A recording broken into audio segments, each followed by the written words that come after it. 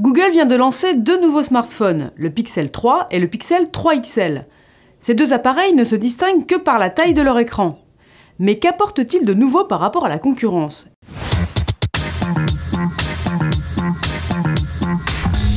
Les smartphones Pixel étaient inconnus en France, mais Google avait déjà lancé deux générations ailleurs dans le monde. Les Pixel 3 et 3 XL sont les premiers à intégrer le catalogue des distributeurs et des opérateurs français. Les Pixel 3 fonctionnent bien sûr sous Android, le système d'exploitation mobile de Google. Mais contrairement aux autres fabricants, Google n'ajoute aucune surcouche logicielle. La version d'Android qu'on trouve dans les Pixels est donc pure, parfaitement optimisée et sans applications tierces qui alourdissent l'interface. Autre argument de Google, le géant du net vous offre un espace illimité dans le cloud pour stocker vos photos. Enfin, jusqu'en 2022. Après, il faudra payer un abonnement.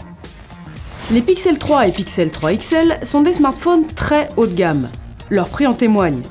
Ils sont équipés d'un écran OLED à la place du traditionnel LCD, comme d'autres smartphones dans cette gamme de prix.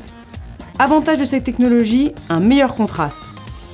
Pour le reste, les Pixel 3 et Pixel 3 XL intègrent un puissant processeur, une batterie à recharge rapide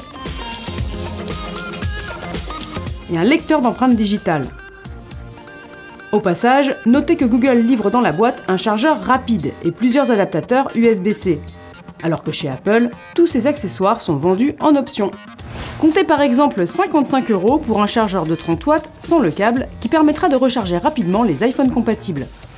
Pour se démarquer, les fabricants ne misent plus uniquement sur des composants dernier cri. Désormais, l'intelligence logicielle compte pour beaucoup. Google l'a bien compris et propose donc des fonctions nouvelles.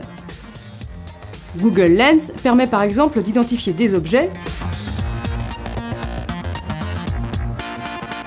ou encore de comparer des prix. La fonction Playground permet quant à elle de mixer du virtuel à la réalité. Google a aussi ajouté une bonne dose d'intelligence au traitement de la photo, dont il a fait le principal argument de vente de ses smartphones.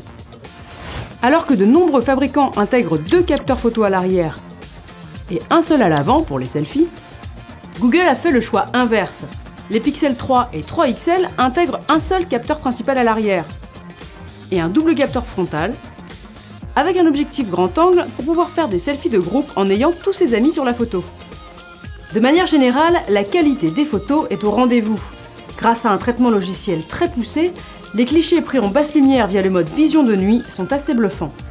À côté, les mêmes photos prises avec un iPhone X font pas le figure.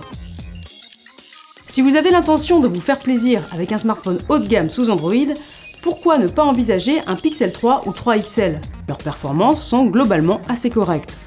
Vous trouverez sur notre site internet tous les détails de notre test, avec des surprises concernant la solidité et l'autonomie.